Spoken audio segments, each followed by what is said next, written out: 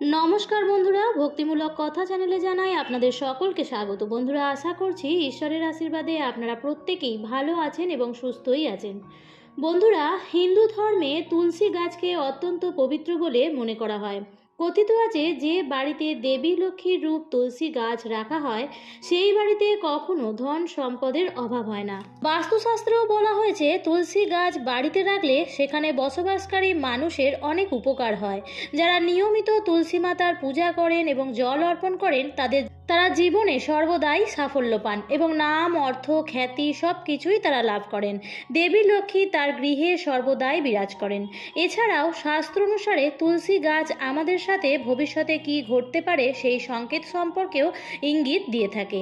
অর্থাৎ ভবিষ্যতে আমাদের সাথে ভালো কিছু ঘটতে চলেছে নাকি খারাপ, সেই সংকেতও তুলসী গাছ আমাদের দিয়ে থাকে। তাহলে চলুন জেনে নেওয়া যাক তুলসী গাছের দেওয়া সেই সংকেতগুলো সম্পর্কে, যা মানুষকে ভবিষ্যতে ভালো বা খারাপ সময় সম্পর্কে আগে থেকেই জানান দেয়। তবে তার আগে আপনিও যদি চান মাতা রানীর আশীর্বাদ সর্বদা আপনার উপর থাকুক, তাহলে ভিডিওটিতে লাইক করুন এবং কমেন্টসে লিখুন জয় মা তুলসীর জয়।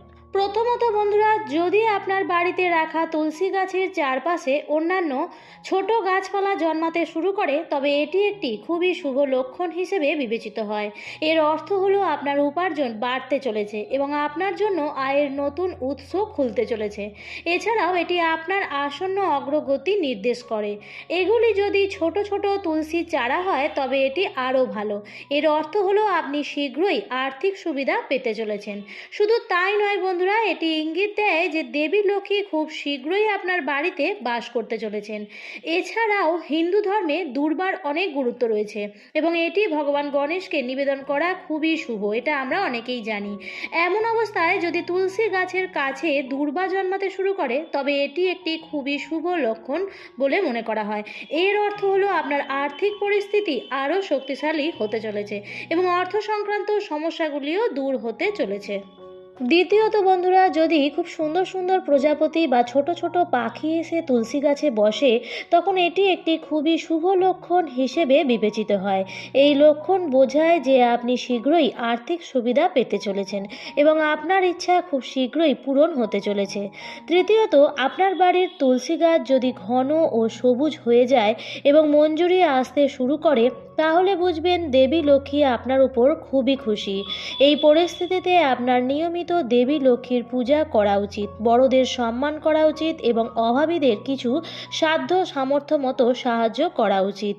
নিয়মিত দেবী লক্ষ্মীর আরাধনা করলে দেবী লক্ষ্মীর কৃপায় ধন সম্পদ আসতে শুরু করে এবং আপনার অমীমাংসিত কাজগুলি নিজে থেকেই সম্পন্ন হতে শুরু করে। এছাড়াও বাড়ির তুলসী গাছে মঞ্জুরি এলে এটি ভগবান বিষ্ণু এবং মা লক্ষ্মীর পুজোর সময় ভগবান বিষ্ণুকে নিবেদন করা উচিত। এর দ্বারা আপনি ভগবান বিষ্ণু এবং মা লক্ষ্মীর বিশেষ আশীর্বাদ পেতে পারেন।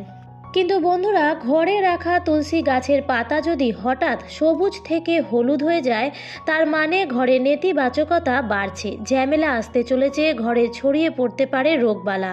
এছাড়াও যদি আপনার বাড়িতে রাম তুলসী রাখা হয় এবং তা আপনা আপনি শ্যামা তুলসীতে পরিণত হয়ে যায়, অর্থাৎ সবুজ পাতা নিচে থেকেই বেগুনি হয়ে যায়, তাহলে আপনি অবশ্যই দেবী লক্ষ্মীর আশীর্বাদ পাবেন।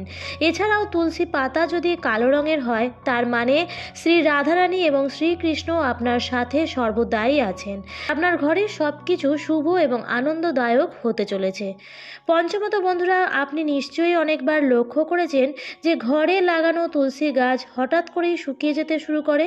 অনেক প্রচেষ্টা এবং নিয়মিত জল দেওয়া যত্ন করা সত্ত্বেও তুলসী গাছ শুকিয়ে মারা যায়। শাস্ত্র অনুযায়ী তুলসী গাছ শুকিয়ে গেলে বোঝায় যে আপনার ঘরে নেতিবাচক শক্তি বাস করে। এছাড়াও বাড়িতে কিছু বড় সংকট আসতে চলেছে, যা তুলসী গাছ দ্বারা বোঝা যাচ্ছে। শুধু তাই নয়, তুলসী গাছ শুকিয়ে যাওয়াও ইঙ্গিত দেয় যে খুব শীঘ্রই আপনার ঘরের অর্থ নষ্ট হতে চলেছে। তাই এমন পরিস্থিতিতে তুলসী গাছ কখনোই শুকোতে দেওয়া উচিত নয়। তবে ঘরে লাগানো তুলসী গাছ যদি শুকিয়ে গিয়ে আবার সবুজ হতে শুরু করে, তবে তা খুবই শুভ লক্ষণ। এর মানে হলো ইতিবাচক শক্তি আপনার জীবনে প্রবেশ করছে। ভগবান বিষ্ণু এবং মা লক্ষ্মী আপনার উপর খুশি এবং আপনি তাদের আশীর্বাদ পেতে চলেছেন। এছাড়াও তুলসী গাছের হলুদ পাতা ঝরে পড়া স্বাভাবিক, কিন্তু তুলসী গাছের সবুজ পাতা ঝরে পড়লে তা অশুভ বলে ধরা হয়। এমনটা আপনার বাড়িতে রাখা তুলসী গাছের সাথে ঘটলে আপনার বাড়িতে দুঃখ কষ্ট এবং ঝামেলা অশান্তির মতো সমস্যা দেখা দিতে পারে। পরিবারের সদস্যদের মধ্যে মতভেদ বাড়তে পারে।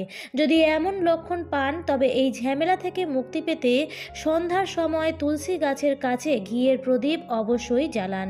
ষষ্ঠত বন্ধুরা, জল দেওয়া সত্ত্বেও যদি তুলসী গাছের পাতা ঝরে যায় তাহলে এটাকে সম্পদ ও স্বাস্থ্যের ক্ষতি হওয়ার লক্ষণ হিসেবে মেনে নেওয়া উচিত। এর মানে বাড়িতে অর্থের ক্ষতি হতে পারে বা কেউ অসুস্থ হয়ে পড়তে পারে, বাড়িতে কারোর আঘাত পাওয়ার সম্ভাবনাও থাকতে পারে।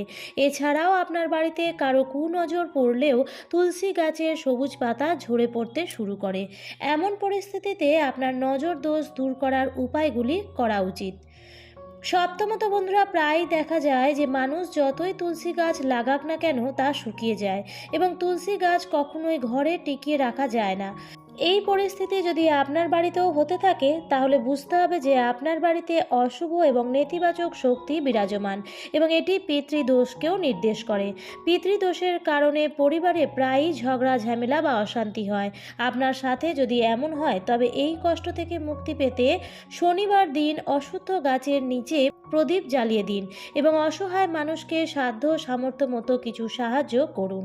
এবার আপনাদের তুলসী গাছ সম্পর্কিত কিছু গুরুত্বপূর্ণ নিয়ম সম্পর্কে জানিয়ে দিই। প্রথমত, বাড়িতে রাখা তুলসী গাছের নিয়মিত জল নিবেদন করা এবং পুজো করা উচিত। শাস্ত্রমতে রবিবার দিন তুলসী গাছে জল নিবেদন করা নিষিদ্ধ এবং এই দিন সন্ধ্যায় তুলসীর কাছে প্রদীপও জ্বালাবেন না।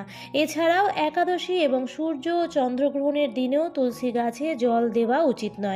দ্বিতীয়ত, ধর্মীয় বিশ্বাস অনুসারে পূজা বা নৈবেদ্যর জন্য তুলসী পাতা ব্যবহার করার জন্য সন্ধ্যায় তুলসী পাতা তোলা উচিত নয়, এতে পাপ বৃদ্ধি পায়।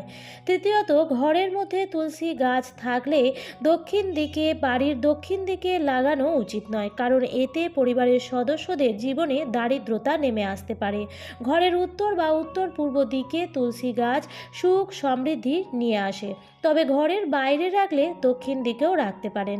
বন্ধুরা, গৃহস্থ পরিবারে সুখ শান্তি এবং সমৃদ্ধির জন্য তুলসী গাছ থাকা অত্যন্ত জরুরি, তবে তাকে যেখানে সেখানে রাখলেই হবে না। জল দেওয়ার জন্য রয়েছে বিশেষ নিয়ম, তাই তুলসী গাছকে সঠিক দিকে রাখুন এবং বিশেষভাবে নিয়মিত পূজা অর্চনা করুন। এর ফলে মা লক্ষ্মীর আশীর্বাদ আপনাদের পরিবারের সাথে সদা সর্বদাই থাকবে। আমার আজকের ভিডিওটি এই পর্যন্তই।